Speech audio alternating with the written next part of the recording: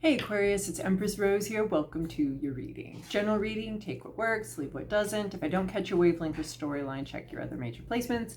There will be a Vimeo extended on these readings. I'm going to be doing right here a traditional tarot spread, and then over on Vimeo we'll be doing a spread with a different deck on top of that. So each card will get clarification. So if that interests you, you're welcome to join me over there. So we're going to just get started here. I've already shuffled. We're cutting the deck. Overall for the reading, 9 of coins. I love it for you, Aquarius. This happiness, this pride, this emotional fulfillment, and there's a public element to it. People are going to see what you've accomplished, what you've done. There's something about that. There's something about either needing people to see your accomplishments, or they are, or you know, that's actually what's going on.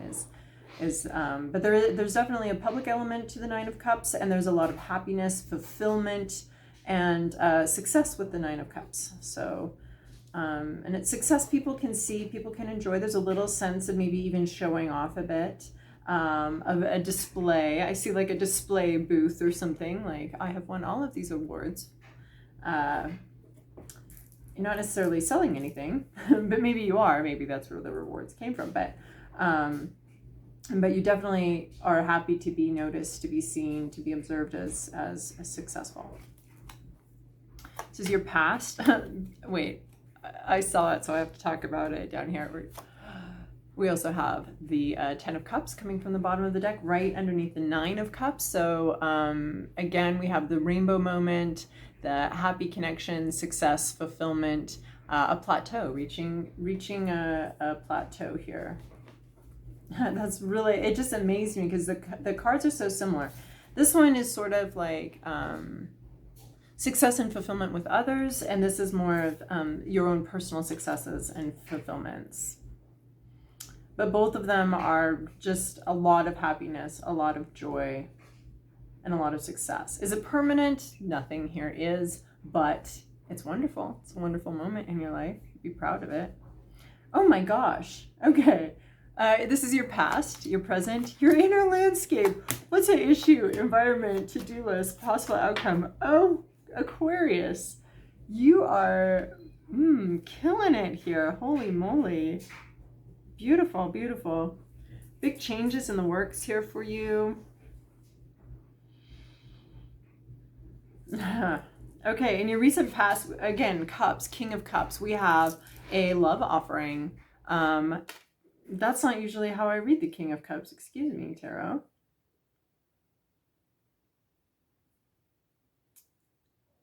Okay.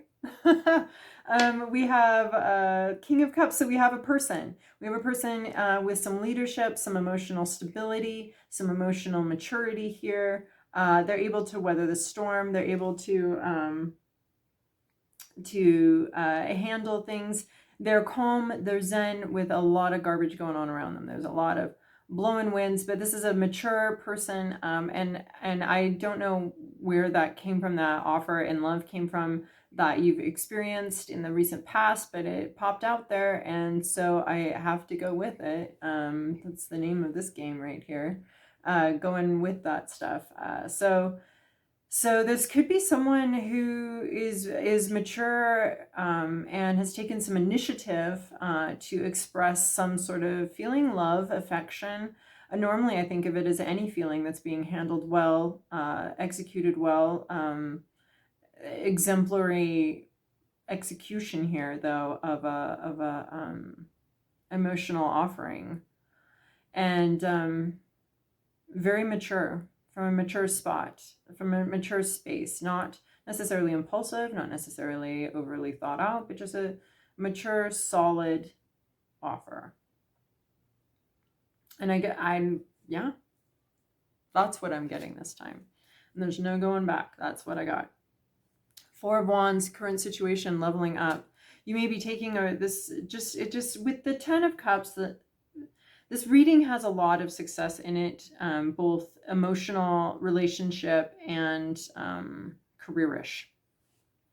Both of those are present here. So this reading could go anyway. So this could be a boss that's just a really good boss. That's someone with a good heart, someone with a lot of stability, someone who really cares about their employees, could be leadership. Here we have Four of Wands. So this can be leveling up career-wise. This can be getting the job that you wanted. This can be a probationary period is over and you're being made more permanent. But this is also our 1111 card. This is our engagement card. So again, we have a public card. There's like 3 public cards in the minor arcana, and 9 of Cups is one of them. 4 of Wands is the other one. This is a leveling up that can be seen, that can be talked about, can be announced. This is not a secretive situation. This is a public situation.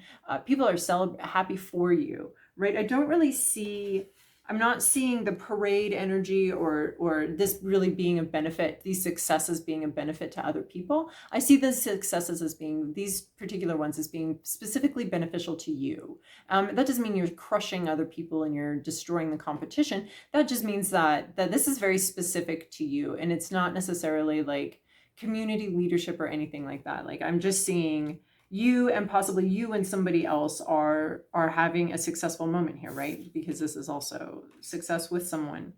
So there's some sort of successful moment here. There is a leveling up, a leveling up. Next level, next level. I always think of a video game here. We've completed one level. We're going to the next one with hopes of moving on to the level after that. So 4 of Wands, and the 4 of Wands can also be planning for the future.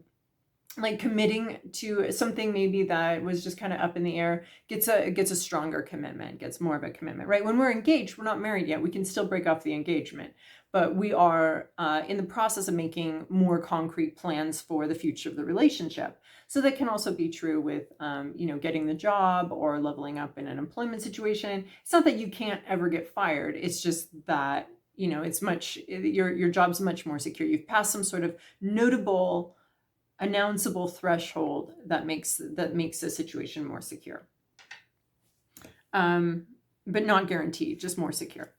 Then we have, and this is what I'm seeing here with this 10 of Cups. This is a very happy moment of security, celebration, and abundance for you.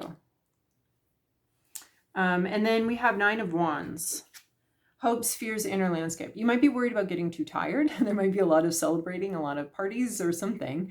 And you might be worried about getting too tired. You might be exhausted about some part of the situation, a little wary.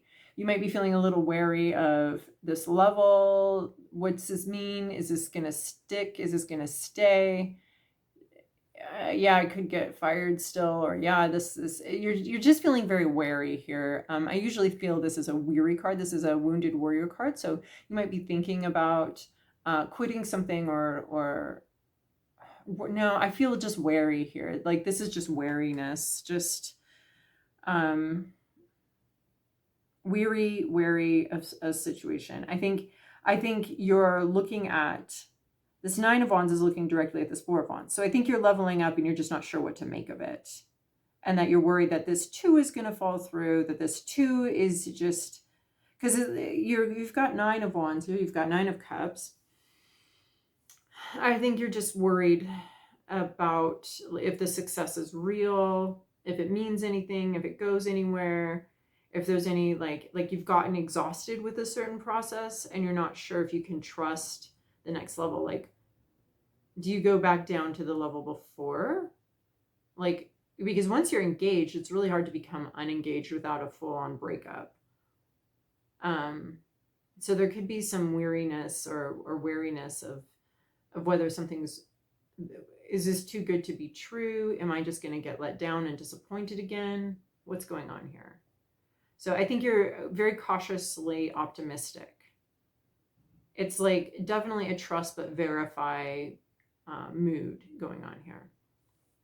And what's at issue here is this Ace of Swords reverse. So this is not be, I feel like my first thought when I first pulled this out was not seeing something clearly, lacking clarity on something, not knowing what to think of a situation, which is what I got out of the 9 of Wands. Not sure what to think of a situation.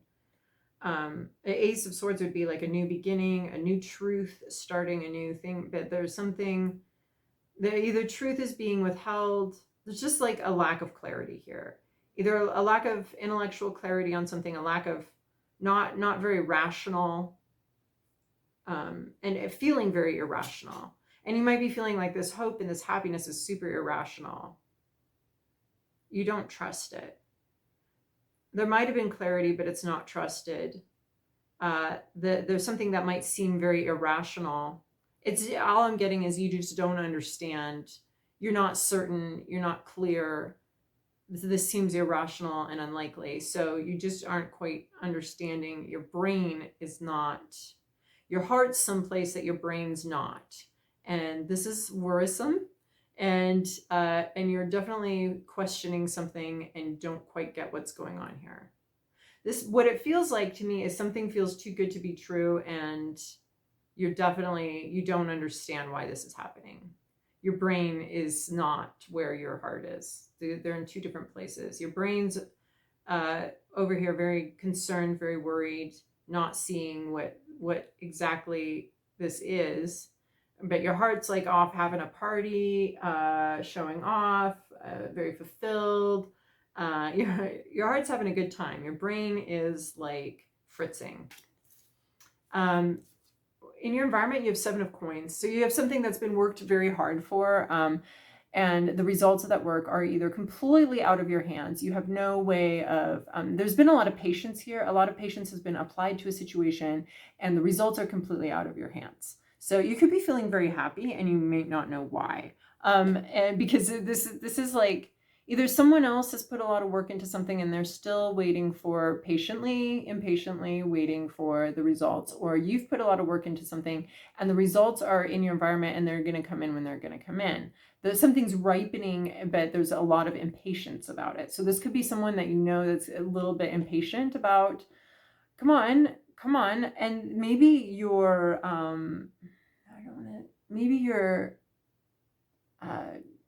like you're getting all these green lights, but you might be like, I'm not sure about this. I don't know. But you're getting green lights. But then there's this thing where other people are,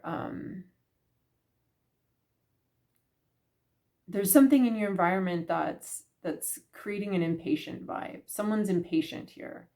And it could be because you're, on the one hand, your heart wants to move forward. On the other hand, your head is not able to intellectually wrap itself around what's going on. So I feel like this reading actually redoes a reading from like months and months ago. So, but there is some impatience in the environment. Someone's impatient. The work's been put in. That's why, like, the work's been put in. Someone did their part. Now, where's the results? So you might have an impatient client. You might have an impatient lover who's like, I feel like this is going where it needs to go. What's the hang up here? What's the hold up? Well, the hold up is your brain is like not quite sure what the hell this is. Possible outcome, death. Oh no, this is your to-do list. Your to-do list. Some part of you needs to be let go and released into the past. Death is such a generous,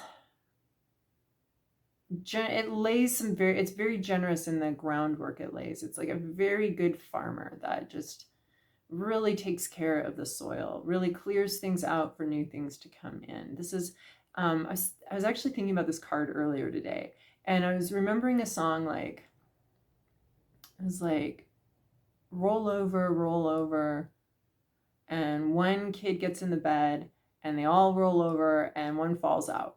And that's a little bit of what this card reminds me of, is like, it's making room for something new. Letting go of some sort of maybe old perception of yourself, old definition of yourself, letting that old thing roll off the bed so that a new thing can come in and it makes room. So death is the thing that does that makes room for the new, makes room for innovation, makes room for the future.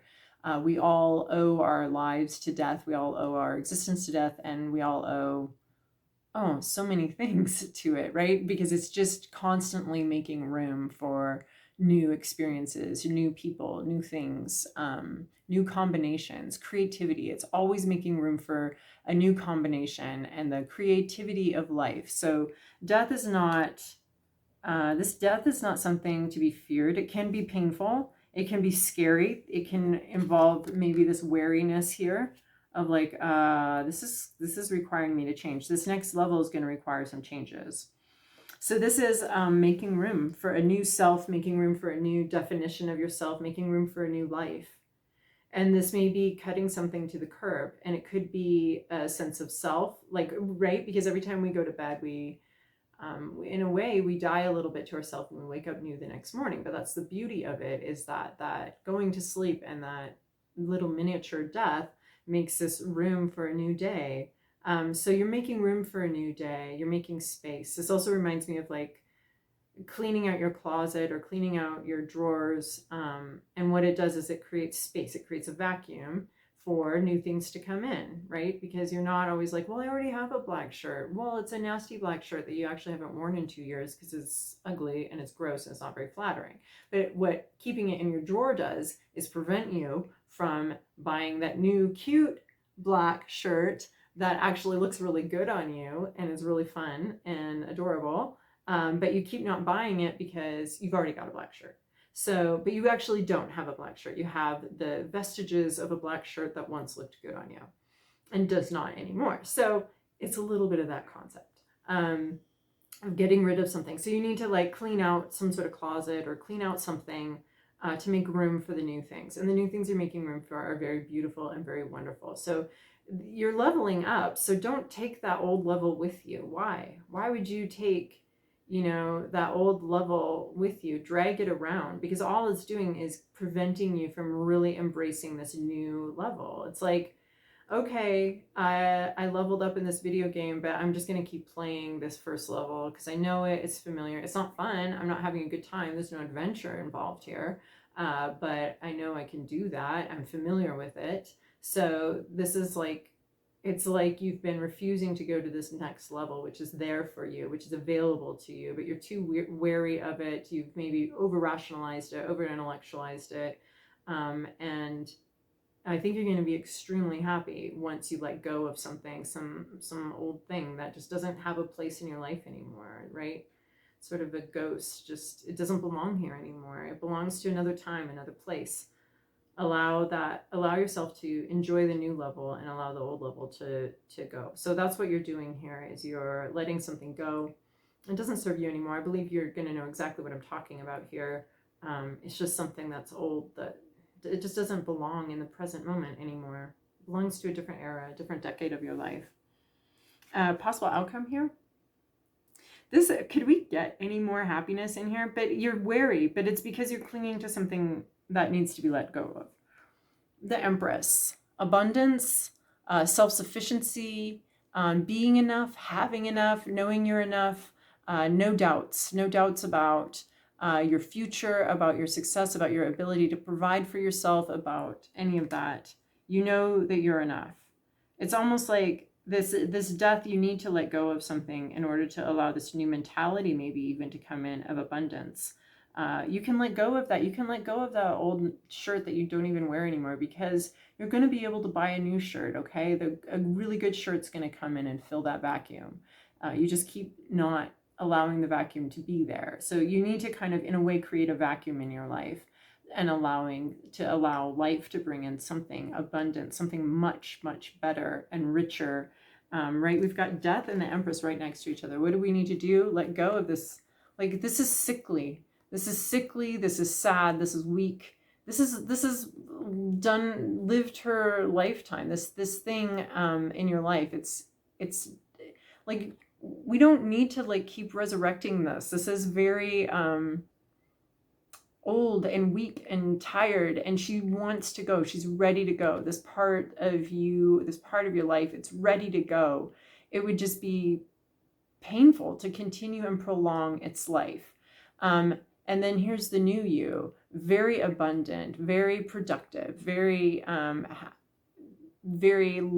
full of life, absolutely full of life, and full of, this is the Mother Earth vibe, right? So we're letting some old part of ourselves that just, it wants to go, let it go. It's beautiful. This is a beautiful letting go of something so that this new, abundant, amazing thing can come in.